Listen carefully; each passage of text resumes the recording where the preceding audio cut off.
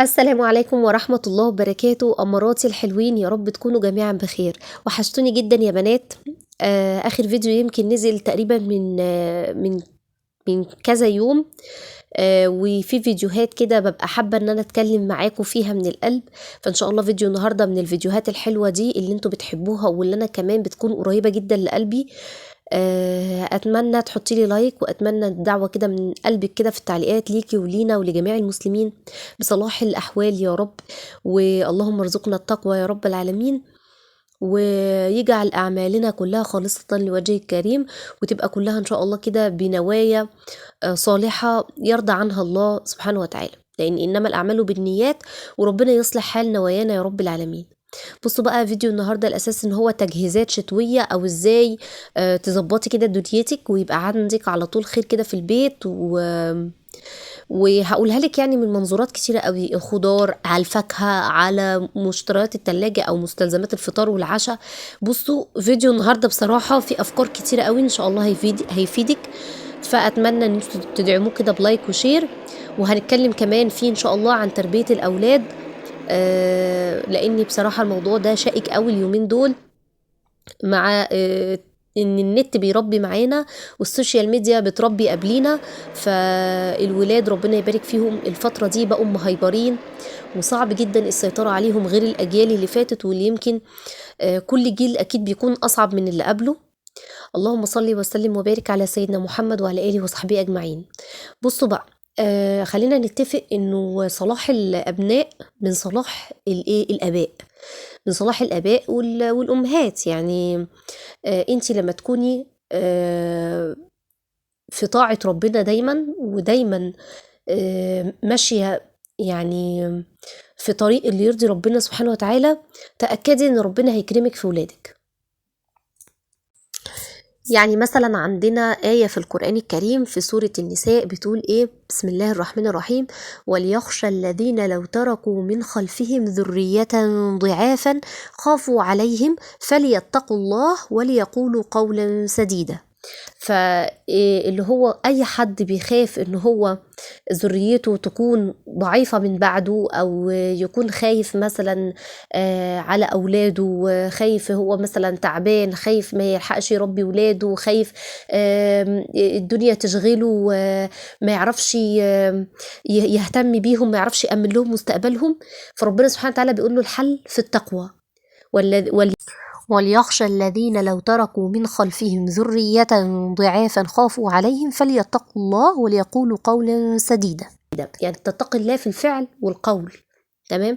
فدي رقم يعني ألف ب كده تربية، ان انت اول حاجة لازم أن تكوني انت نفسك يعني ويعني تنويها كده النية لله عز وجل، ان يا ربي اصلح لي حالي وتصلح حالك كده مع الله سبحانه وتعالى، في الصلاة، في الزكاة، في عمل الخير، في النية الطيبة، في ذكر الله باستمرار، في النهي يعني في الأمر بالمعروف والنهي عن المنكر، انك دايما تشجعي غيرك على الطاعة، ما تجهريش بالمعصية. معلش يا جماعة بعتذر، لان انتوا عارفين الجيوب الأنفية اليومين دول عاملة شغلها معايا.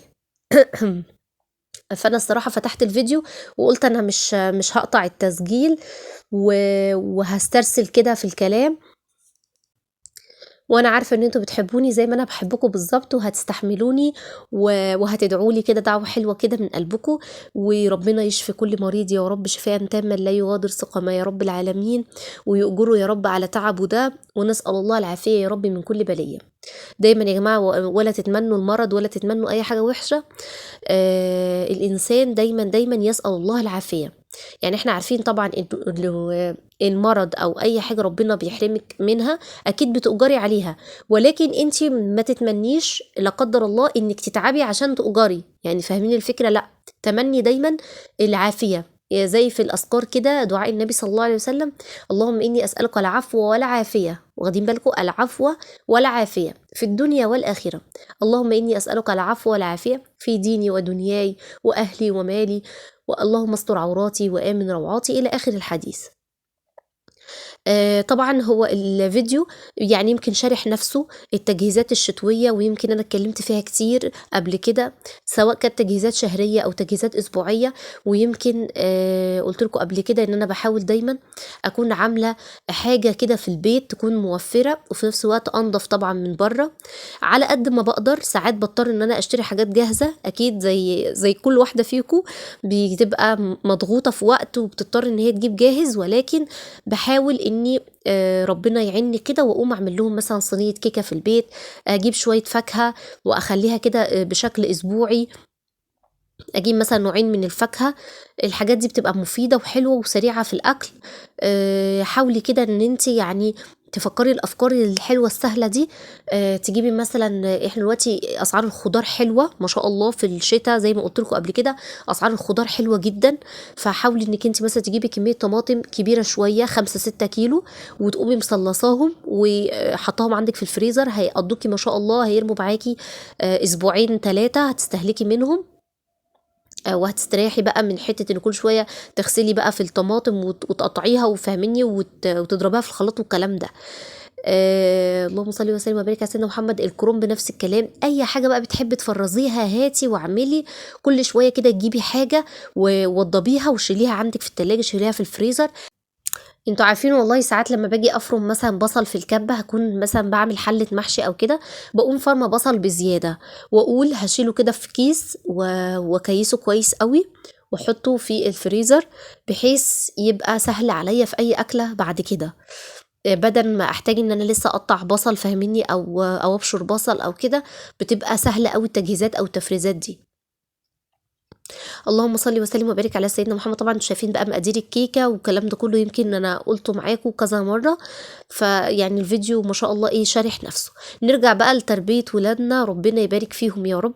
دايما بقى رددي معايا كده، الدعاء ده مهم قوي قوي قوي قوي يعني. حطي يعني قوي دي، حطي تحتها كده 100 خط. ربنا هب لنا، قولي كده معايا، ربنا هب لنا، هب لنا، واخدين بالكم من الفعل جاي من الهبة، يعني العطاء اللي بلا حدود. ربنا هب لنا من أزواجنا وذرياتنا قرة أعين، قرة أعين وجعلنا للمتقين إماما. الله الله، بجد الحديث الدعاء جميل. احلى ادعيه تقوليها ادعيه القران الكريم، الادعيه اللي بتكون ذكرت في القران الكريم. ربنا سبحانه وتعالى بيعلمنا ازاي ندعي، بيعلمنا ازاي نطلب. يعني ربنا سبحانه وتعالى عالم بحالنا وعالم بكل تفاصيل امورنا، ويدبر الامر سبحانه وتعالى لما فيه صالح لكل المخلوقات. يعني شوفي انا كتير، يعني التدبر ده يا جماعه، انك انت تتدبري كده في خلق الله وفي كل الظروف والمواقف اللي بتعدي عليكي. ده مهم جدا جدا، انك دايما كده تتدبري حكمة ربنا في تيسير الامور، وان ربنا سبحانه وتعالى ساعات بيمنع عنك شيء لانه هو ده الصالح ليكي، وبيعطيكي ساعات شيء ممكن تكوني انتي مش عايزاه وربنا سبحانه وتعالى يعطيهولك لانه برضو بيكون هو ده الصالح ليكي. ساعات بتعرفي الحكمة فيما بعد، وساعات بعد كده، وساعات مش بتعرفي، ولكن بتكوني عندك يقين ان هو ده اكيد الخير، هو ده اكيد الخير. الحمد لله رب العالمين. فدايما قولوا ربنا هب لنا من أزواجنا وذرياتنا قرة أعين. يعني إيه قرة أعين؟ قرة أعين الحاجة الحلوة قوي اللي تبص لها كده يعني تملى عينك. عارفين إن حاجة تملى عينك كده وتقر عينك كده، يعني تبقي مبسوطة كده وتبقي سعيدة وفرحانة كده وراضية جدا جدا عن ولادك وعن أخلاقهم وعن دينهم. صدقوني ده مهم جدا جدا، تربية الأخلاق وتربية الدين يمكن أهم كمان من الأكل والشرب والحاجات اللي احنا بنقعد نفكر نديهم تغذية سليمة ازاي، نديهم مش عارف ايه. حفظي ولادك القرآن، حاولي على قد ما تقدري حفظي ولادك القرآن. المساجد دلوقتي تبارك الله وكذا دار بيفتحوا في كل المناطق. أقل ما فيها عندنا معظمنا يوتيوب وعندنا سوشيال ميديا. اشتركي في القنوات دي وابدأي انك انتي في قرآن كريم بصوت أطفال صوتهم حلو قوي. سمعي ولادك الفيديوهات دي وخليهم تشاركيهم كده في الأعمال الحلوة دي، هيكون لك طبعا الثواب والأجر.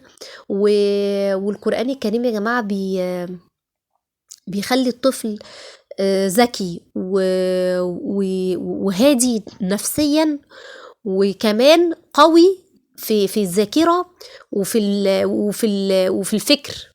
يعني القرآن الكريم تبارك الله كله مكسب، كله مكسب. يعني دايما انا من نصيحتي ليكوا ان انت حفظي ولادك القرآن، حفظي ولادك القرآن خاصة يعني من هم صغيرين. لازما ده لازم، حتى لو مثلا ابنك او بنتك بيغلبك شوية في الحفظ مش مشكلة، اصبري معاه ان شاء الله، حتى لو هياخد يعني كل آيتين احسن بكتير بكتير بكتير من انك تسيبيهم بدون ما تعرفيهم كلام ربنا سبحانه وتعالى.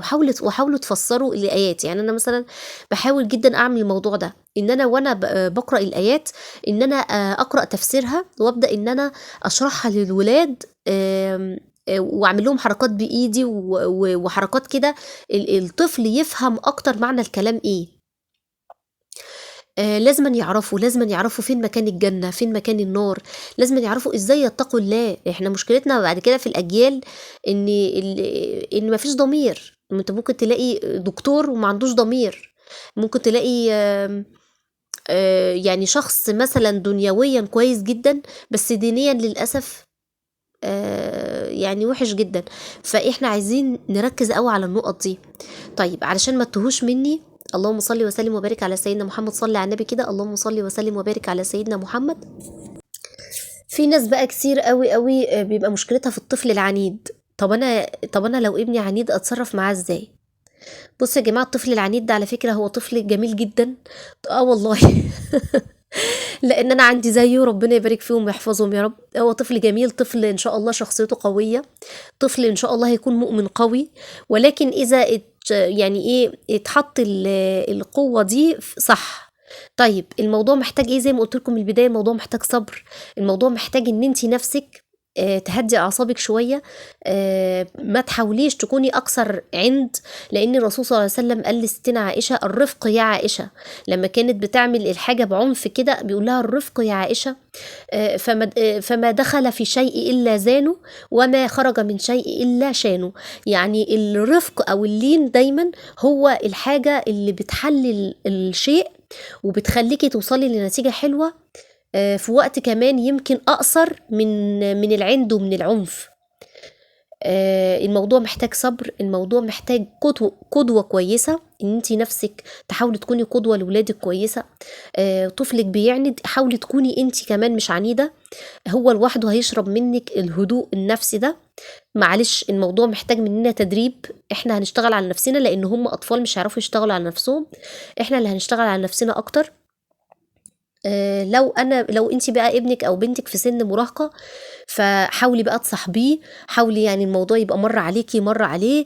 حاولي انك انت توضحي الكلام ده على فكرة يا جماعة من وهم الاطفال صغيرين خالص. حاولي دايما ان انت كل موقف ما تعديهوش كده بدون ما تتناقشي فيه مع ابنك او بنتك. يعني مثلا حصل مشكلة خناق ما بينكم، بعد كده تبدأي ان انت تحللي الموقف ده. لا انا اتخانقت معاك او انا اتخانقت معاكي، انا كنت عايزه مصلحتك، انا نفسي اشوفك احسن واحد في الدنيا. انا كنت اعتراضي بس مش يعني. لازم تنزلي لتفكيره شويه، ولازم توضحي له وتقولي له انت بكره ان شاء الله او انت بكره ان شاء الله هتبقى في مكاني، لان انا كنت في مكانكم وانا صغيره، وانتوا بكره هتبقوا في مكاني ده وهيبقى عندكم اطفال، ولازم ان انتوا هتبقوا خايفين عليهم وهتبقوا دايما تساعدوهم على الحاجه الصح وتمنعوا عنهم الحاجه الغلط. فدايما كده اتناقشوا مع اولادكم وادعوا لهم، ربنا يبارك